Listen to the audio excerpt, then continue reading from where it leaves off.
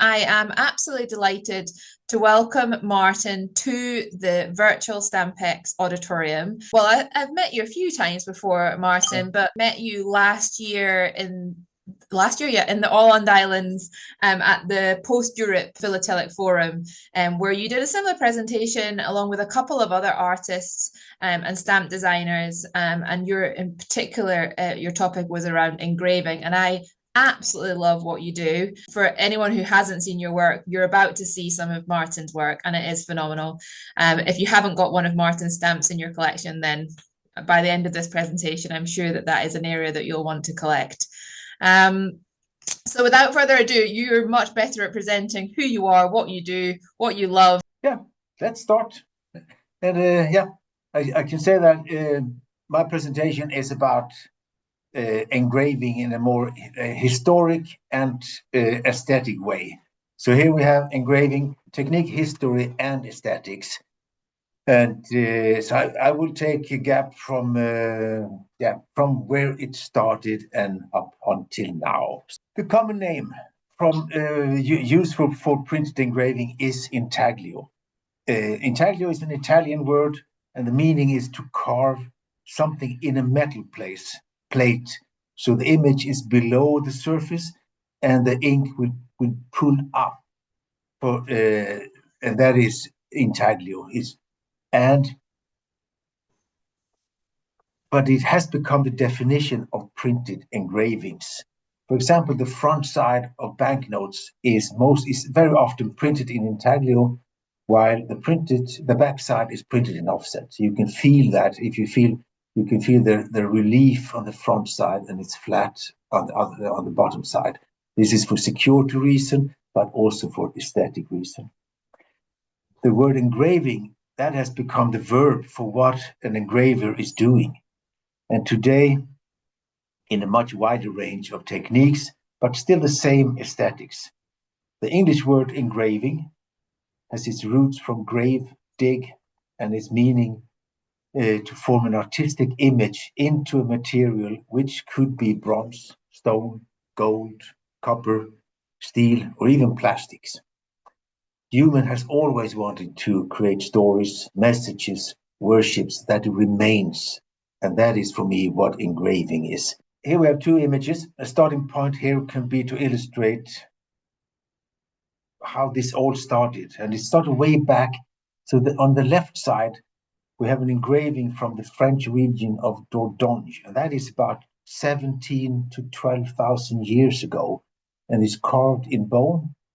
And it's this very elaborate engravings of horses and even very, very beautiful figurines.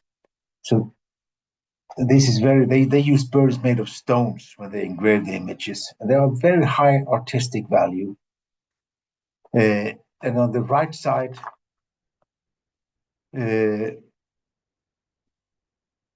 have rock carvings from the Scandinavian west coast, and they are some 3,000 to 4,000 years old.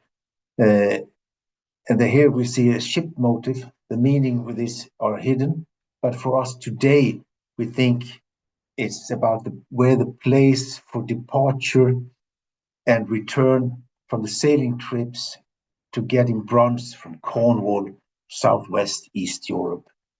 So they are still here today, and they make sort of the mythological blessing or something for the trip. If we move another 1,000 years, we will reach the Etruscan culture in the area of northwest Italy.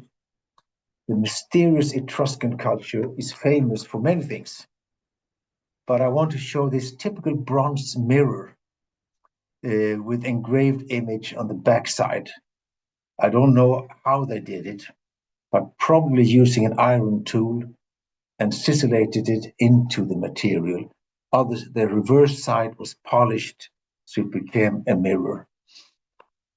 And even the Scandinavian Viking used engravings to decorate jewelry and armory.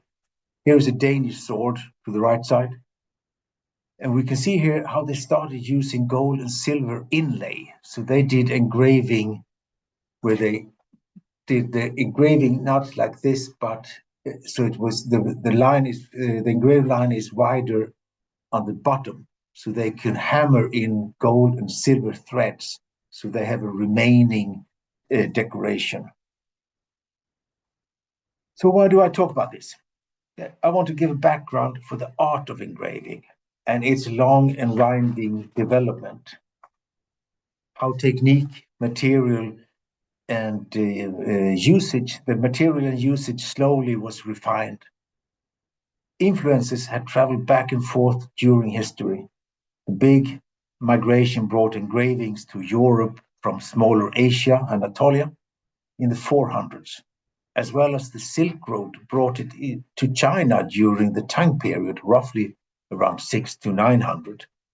I've been traveling a lot in China and from seeing beautiful works of engraving and etching on bronze boxes, for example, from the last part of Tang Dynasty in Lanzhou Museum, Gansu province in the far northwest China.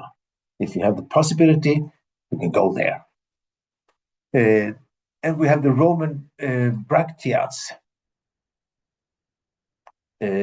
Next one, yeah. No, sorry, go back.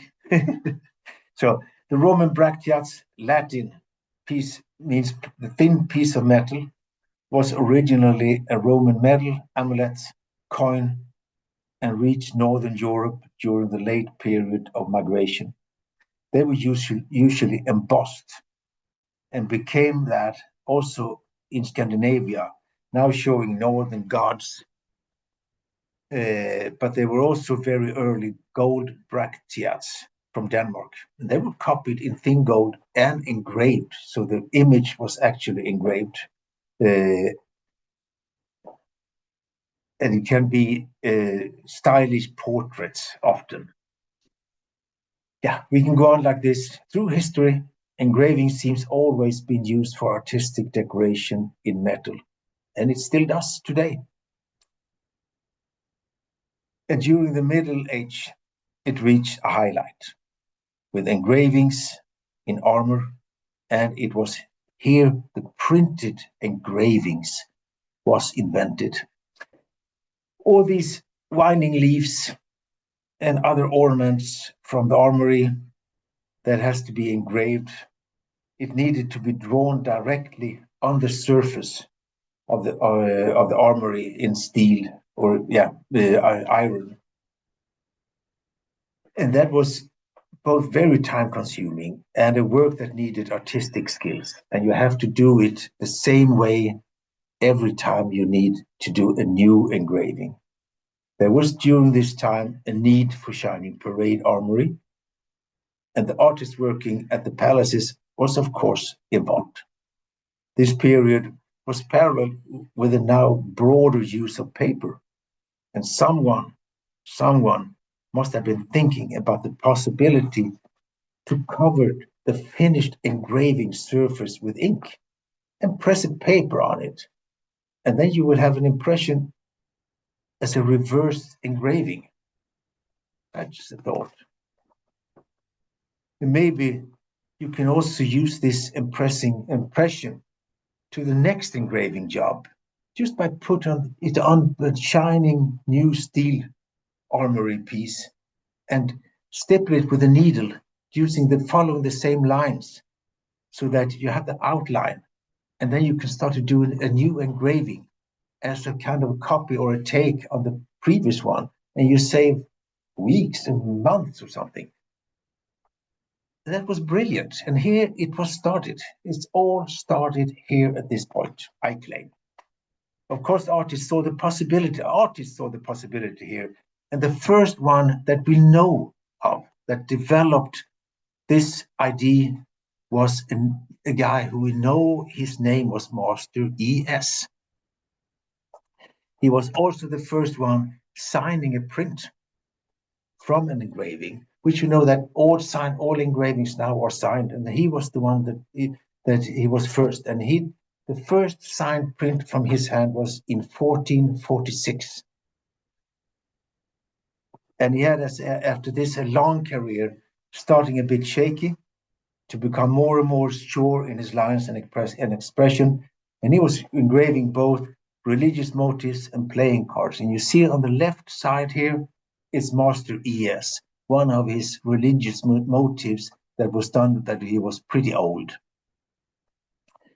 This was 1400. After ES came Goltzius in the middle part here, the middle image, the hand with missing one finger. And after him came Claude Mellan and Dürer.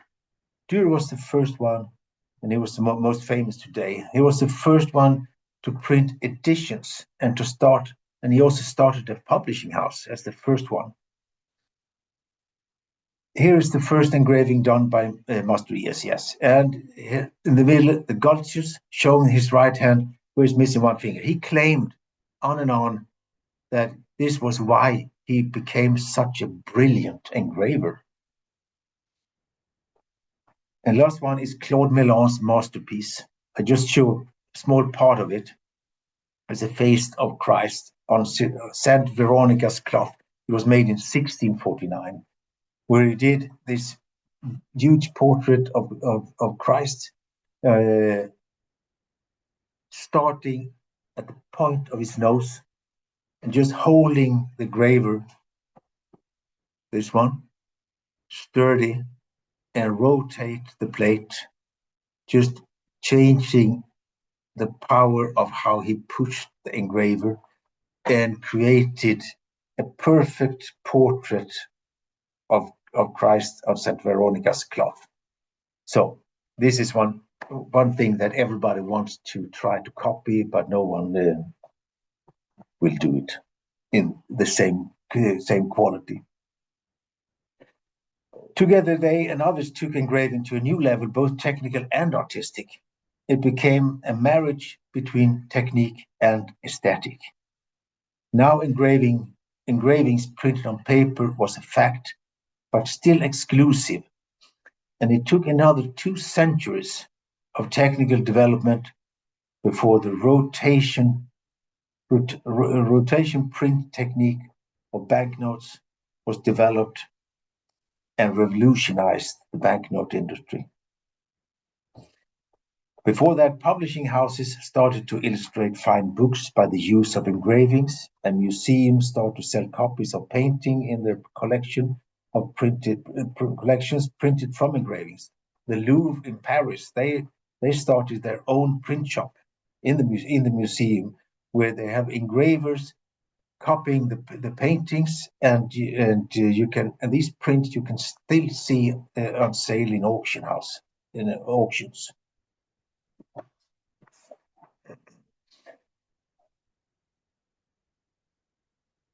And you can see during the years now, you can see how materials, the techniques, and usage slowly was refined to where we are today. And influences has traveled back and forth during history.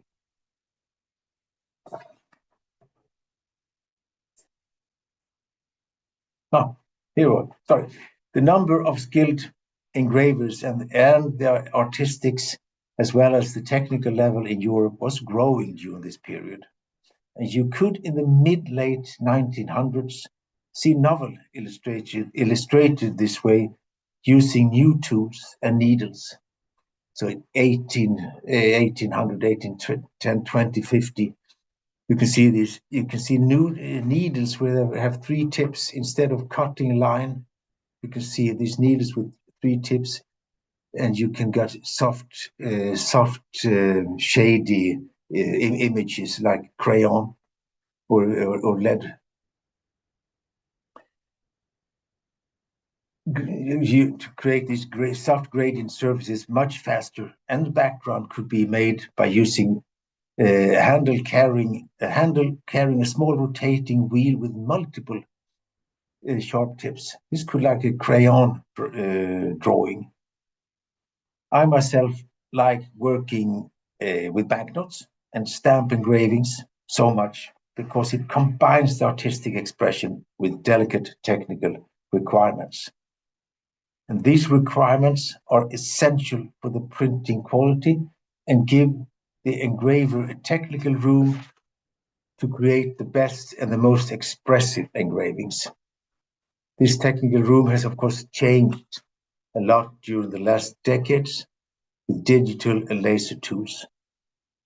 I myself keep my hands away from all technical shortcuts, since I believe that what I made by hand reflects who I am.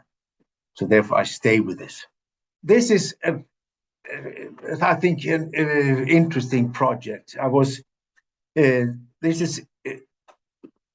asked to do an Icelandic stamp together in collaboration with the Danish Icelandic artist Olaf Eliasson, and he had just designed the facade for the new opera house in Reykjavik. So we discussed, and I said we should do something about the facade. And he said, "Well, it's not ready yet, but they will be covered with glass." So I said, "Can we have 3, 4, 5, 6? Can we have 7 glasses attached to, mounted on the facade, and then take some photos of it and see how it looks with the reflections?" And we had that done. This drawing of me is based on these photos. So I did the drawing, and then everything on this sheet except for the stamps, those with some colors on, they are pen and ink drawing printed in offset, and then the stamps is hand engraved. That gives it a contrast. So the one with the glass on becomes harder and more shining. Then we just add some pearl color on it, so you can see how it reflects the sunshine. So that becomes a very interesting stamp. And there's no perforation, but you can peel all the stamps off. And you can also change the perspective by peeling off the sky up in the right corner. That can also be peeled off, and that totally changed the perspective of the stamp. So this is way to creating something that is out of the philatelic box, but very sort of interesting. And I think collectors, they seem to like it a lot, and I think it was super fun to do it. Of course, it's beautiful. Well, another type I love to work with is portrait, that we talked about before.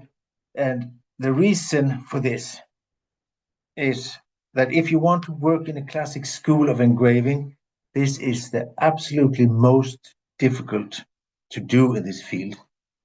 And I've been working with engravings for, it's more than 50 years now.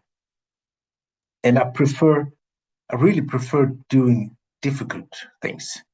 So the stamp shows here are 3 United Nations stamps. This is an ongoing, or was an ongoing, because now it's closed, series of important people that are started together with the United Nations Post. They are drawn with pen and ink, in classic engraving style, and printed in offset. That is for cost reason, of course. But here here I try to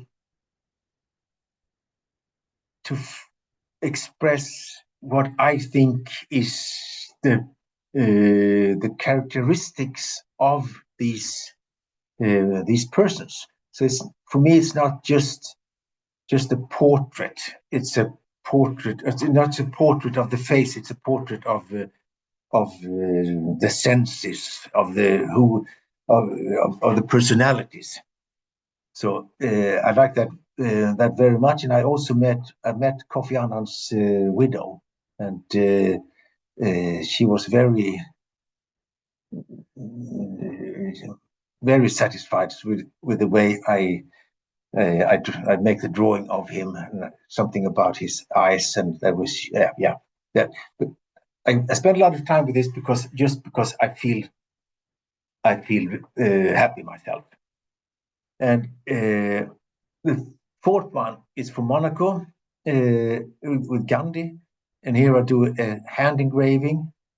It's a stipple engraving. So I just use again my burin, but just put the burin down and rotating a little bit, and do that several thousand times, and slowly created this engraving, and focused on his face, showing that he was concentrated, and that was also four stamps that I'm proud of. And I just mentioned that before, how long I've been involved in this field. As a matter of fact, I started to engrave in my father's studio when I was in the early teens, and I also started to take evening classes in engraving when I was 15. My father, he was both an artist and a passionate philatelist. There were stamps everywhere. He showed me that engraved stamps is done the same way as Dürer and Goltzius, as I've mentioned before. So he showed me sort of a bridge between those two. And since in his studio there were drawings and etchings and engravings and stamps and auction catalogs, everything was in a big sort of bundle of things. And he said, I got that. And he gave me a burin. This is a burin and a copper plate, and told me, just try. And and I was 12, and I could directly feel that this is what I want to do.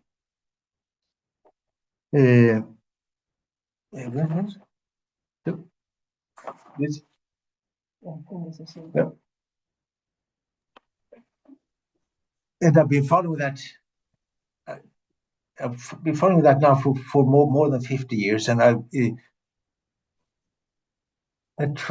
think I am doing something related to engraving every day. So yeah, it becomes 50. What is it? 52 multiplied with 365. So it'll be a lot of days, but I enjoy every day. So, and I still do that, and I'm 70 now, so I would just stay. Well, why not? I say, when I got this idea, like, this is just something that happened. I got some ideas, and I have to make them alive. And today, actually, stamp can be everything. And I have been working for many years now for Fair Island Stamp. And one day I got this idea: why don't we make a stamp with cod skin on it? I told my friends in the Fair Island Post, and they said, yeah, just go ahead. Can it be done? I said, yeah. I was in Fair Island. I was talking to Svanbjörn from Fair Island. Said, he gave me a tip for a fishing company. And I asked them if they were willing to catch 4,000 carps and just give us the skins after filleting them, so they can take care of the fish and just give us the 4,000 skins. And then we found a tanning company in Iceland that could naturally tan the skin. Because I said I don't want chemicals, I wanted natural tanned. And to say why? Yeah, because it's food. Fish is food, so the stamps can be eaten. So we did that, and we and they mounted it on perforated stamp paper, and then add this barrel. It's a barrel design, like I said, on the top of a barrel. So it just said torsk, which is cod in Faroes. And then I draw a cod on the side and the face value. That was easy, but then it's become very popular, and it was sold out like that. And I had fun every day. It's fantastic. Yeah. So yeah, I've been working for Åland. This is a totally different style, you can see. And I met Åland several times also when I was working as a teacher in Beijing. And during a sailing vacation in Norway, my cell phone suddenly rang, and it was Åland Post calling. They said, "Can you create a stamp miniature sheet together with your students on the themed year of sheep?" And I said, "Yes, of course." So I canceled my holiday and flew back to China. I created a workshop together with my students. And finally, we had a winning concept after a month of work. But this was part of their education, so that suits me fine to do a project like this. And this winning concept, then I divided so we can create this in a group. So it was still a workshop part. So the final design was then printed in combination between engraving and offset. It was a very good experience for the students, but of course also very time consuming. So the next round in the Zodiac Circle, I was asked to do it myself and print it in offset. So I undertake that.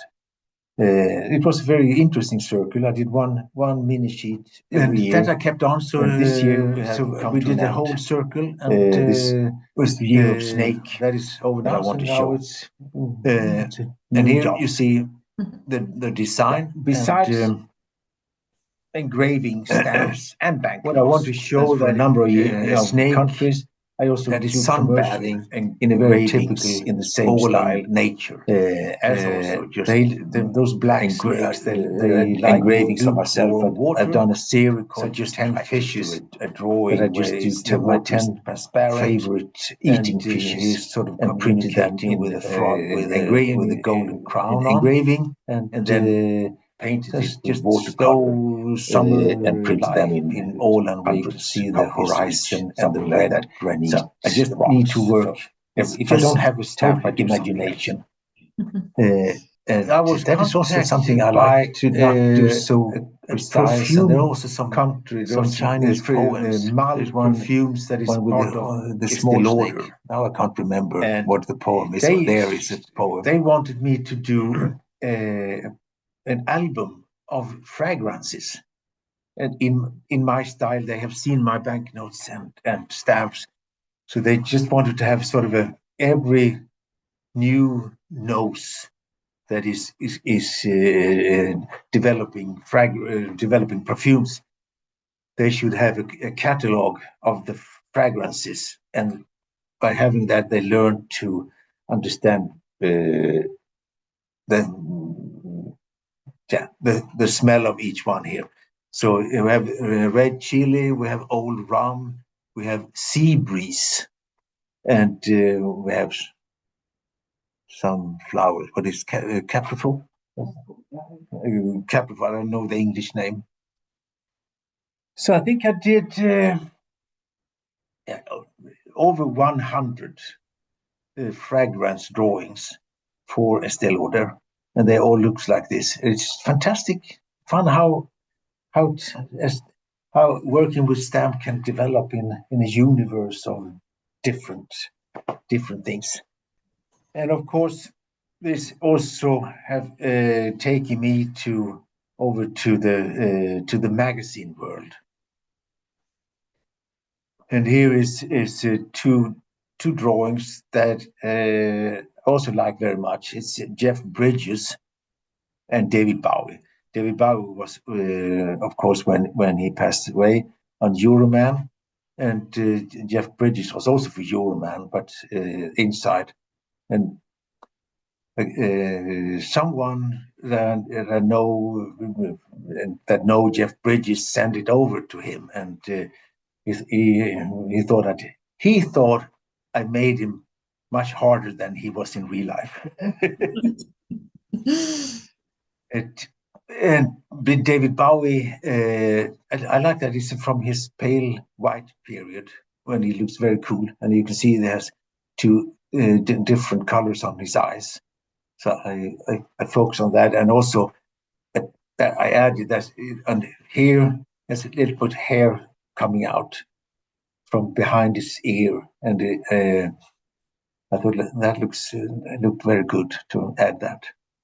So, but it's just fun to do these drawings. It has not the same requirements as working with stamps, but it's the same aesthetics, it's the same basic lines, and just very useful. Yes, since I was working as a teacher in China, I of course also came into the Chinese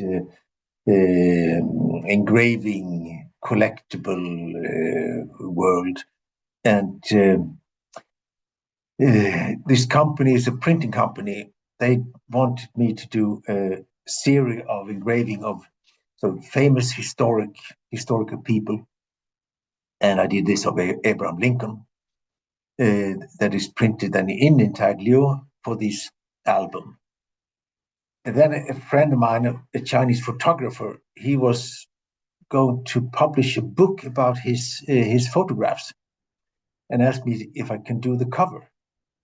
So then I said yes, and I immediately got a very good idea, and that is, this is actually Abraham Lincoln's eye.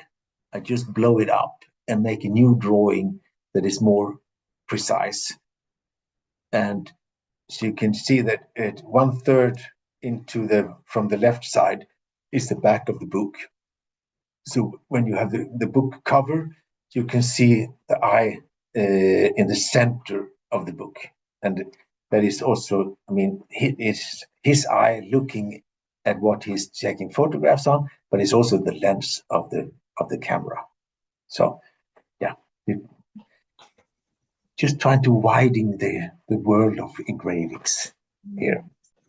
Yeah, and suddenly I was also contacted by a Chinese guy that started a whiskey company, and wanted me to do the cover, to do the label. And since the name was Oxhead Classic Casks, I did this Highland cattle sort of image portrait, and also the ingredients, the fragrances I put on this the back of the bottle. So still, what you can do the same type of line. And this is two portraits I did during the pandemic. I was sitting working in my studio, my own things, and the telephone rang, and I could see it was from Spain, and that was a film company named Agosto Film. And they said, we got a job from a bank in Barcelona. I wanted to create a cheap loan for the people that has to work throughout the pandemic. So they choose a grandma, you can see here, and a fisherman, and also industrial worker, a lawyer, a bartender, and so on. So it was a range of people. And they said the idea was to make banknotes. And the banknotes should also only be printed. So each of the persons that was portraited on banknote will have one banknote. And I had one of each. So I have 8 banknotes. And the film company got one and the bank got one. So it was only printed this is limited edition. But it was super fun. I had to go to Barcelona and meet them. So I was there taking photos. I have a photographer together, and we set the lighting, and I take photos of all of the 8. And then I did these drawings, very classical banknote engraving style. And then I worked together with a Scottish design company that has been working with banknotes before, and we created banknotes together. And after that, we did a film. So I met all the people, all the portrait guys and ladies in situ in Barcelona. So the fisherman I met on his fishing boat. The grandma I met when she made lunch for her grandson that came from school. So it's very interesting. How did it just came from nowhere and then just disappeared again? It was something like that just happened when you were out there and yeah. So that was it was something good happened for me at least in the pandemic. Yeah, Yeah, even because otherwise it was very close, very quiet. Patti Smith here is something I have ongoing. I think I started 10 years ago, and I will start and never stop. I do portraits when I have 10 minutes or half an hour, something. I take out the portraits I'm working with and trying to create. I'm trying to create just for my own pleasure a series of my rock heroes, and they are doing an A3 size. So at one point they will just hang on the wall, I guess. But so it's very fun. I have no pressure, and I can just do them, and I can also talk to them and listen to the music at the same time. So it's just a pleasure thing. This drawing can also be used for political message. And here's the Danish magazine History that was in Trump's first period as president. When he wanted to buy Greenland, they wanted me to ask me to do this cover where I put Donald Trump into Knut Rasmussen, which is the Greenland polar explorer's famous polar bear coat. So you can see this aesthetic can be used for many things, and but stamps is sort of the backbone in the whole thing, and the backbone is something that backbone should be something that we all should be very proud of and to worship, and this is why we all do stamps and collect stamps and are very happy with this. Here we go. Another one. I've got more slides than what you gave me. Oh yeah, we have one more thing. Yeah, this is to show you how to when I print, make a print of from a steel plate. You can see the steel plate, and you can see when I pull off the paper. I will show you when I do it after this. But I have a steel plate. I cover it with ink and clean it off.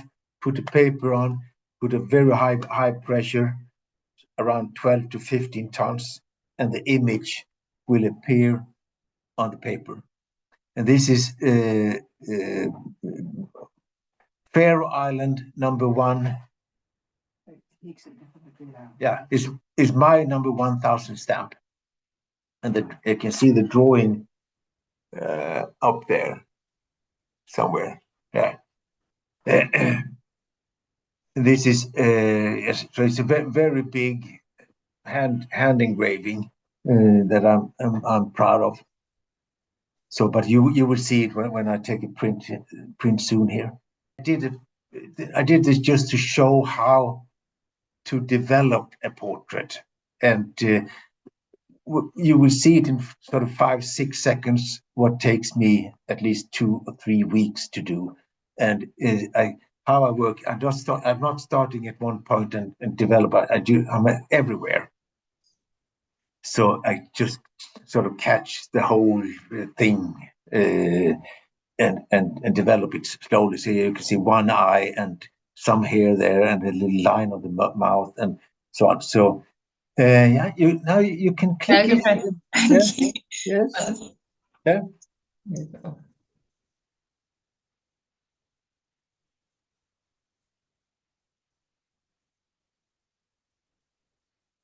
Incredible. That's it. That's And it. watch it again. Watch it again. Let's keep this on repeat now. It's amazing.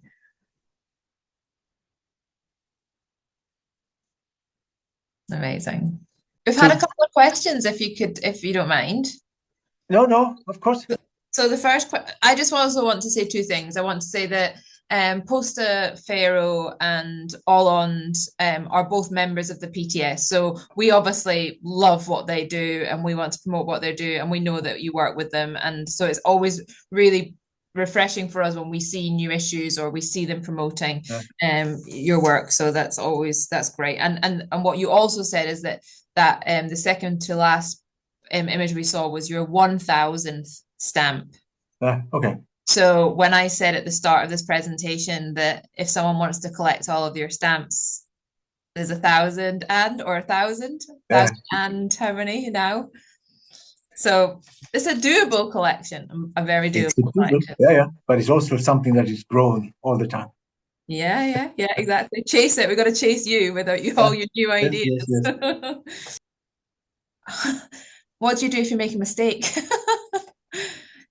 The question came up when you had the Gandhi stippling Monaco stamp. So, how many times do you have to practice before you get the final product? And what happens if you make a mistake? Well, the simple answer is that since I decide myself what's right or wrong, the answer is I never do mistakes. I can choose myself. I like it. So but when it's a portrait, I am preparing myself. Yeah. I do drawings and I know exactly where to start, where it's dangerous. And the dangerous is what's happening in the center of a face. Okay. Eyes, nose, mouth. So therefore, as you see in my the drawing of Truls there, I started with his eye and then the line of his mouth. Then I have sort of what you see in the face, what happened here, and the chin. That is much easier to do slowly, but it has to be the eyes has to be. You have to look in the right direction and all that. So it's not easy to correct mistakes in steel. So I don't think I have ever restarted. Oh wow! Okay. I never restarted. That's excellent. Because I'm a slow starter. I'm very well prepared. Yeah. Great. And the other question was, you mentioned you had a photographer with you. I can't remember when that was. You said you had was that a Harper that you had a photographer helping you get the light? The question is, are there any other artists that you work with to get the final product? Oh yeah. I mean, it is because here I only show my own design, but I also work, of course, with many other designers, and then it's a collaboration. The designer has the composition ID and make the composition, and then we discuss, and then I take it over and to take it to the next level. It's not level up this. It's to the next step. So it's I mean, basically most of the stamps I've done we've been at least two involved. Yep. So there could be one photographer, and then I do a take of the photo, or it could be an artist make a drawing, and from the drawing I translate it into an engraving, can. I mean, I'm open for everything. It's fun to work together because I mostly work on my own. So if someone gives me a job like that, I'm just happy. Show you I have a steel plate. This is an old Swedish stamp made in 1997. It's hardened, so I can just print from it. And here's the proving press. The proving press it's just a three very thick steel plates and a jackass. So what I do when I'm proving, I have to proving at the last week of an engraving. I take some ink on a match. Yeah. And I smear out the ink on the engraving using a match that is very good. Then I take cheesecloth and start with the cheesecloth to take off the majority of the ink. After that, I take a cotton cloth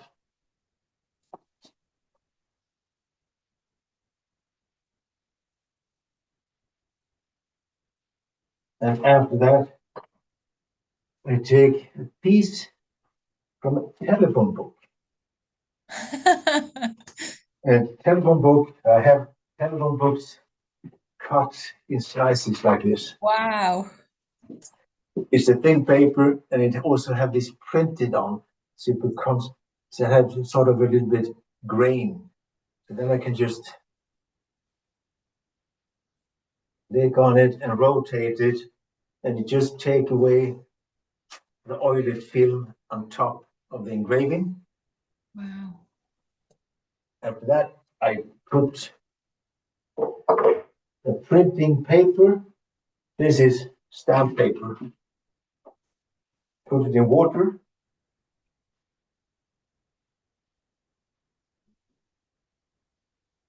I should only be for a very short while. And I take it up. I have two pieces of soaking paper.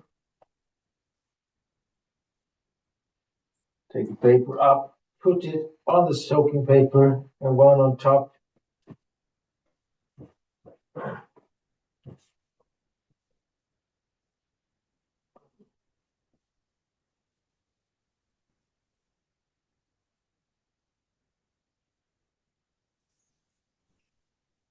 And then pan it.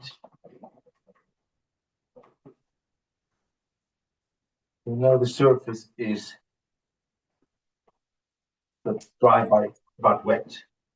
And I put the steel plate on top here. Put the printing paper on it. We've just had someone comment saying this is great. This is so great. Thank you. I forgot we were doing this. Piece of felt. A piece of Felt. felt. Put it on, and then I put this into between those two steel plates in the center. So, and I take my long stick and put it here, and then I jack it up so the two pieces they just go together, and I can see how the pressure is. Now it's 15. I should go up to 12 there. I take my tongue and release the pressure. So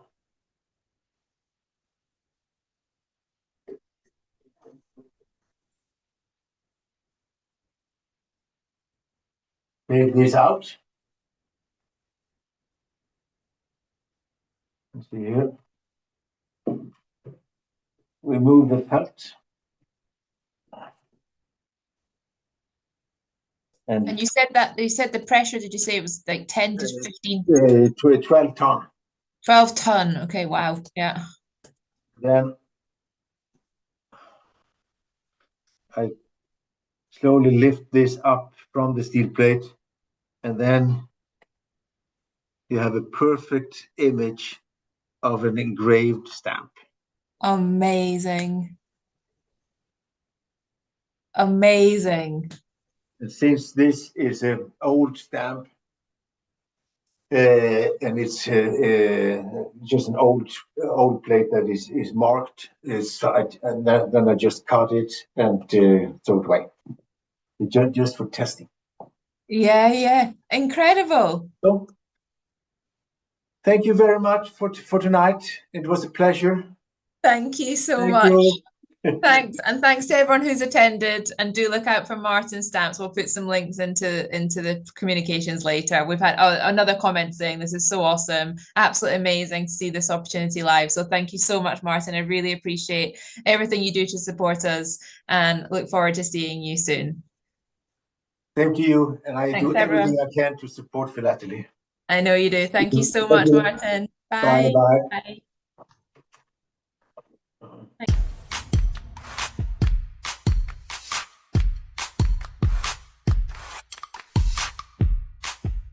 We hope to see you at our next Stampex show, at Virtual Stampex or in person in London.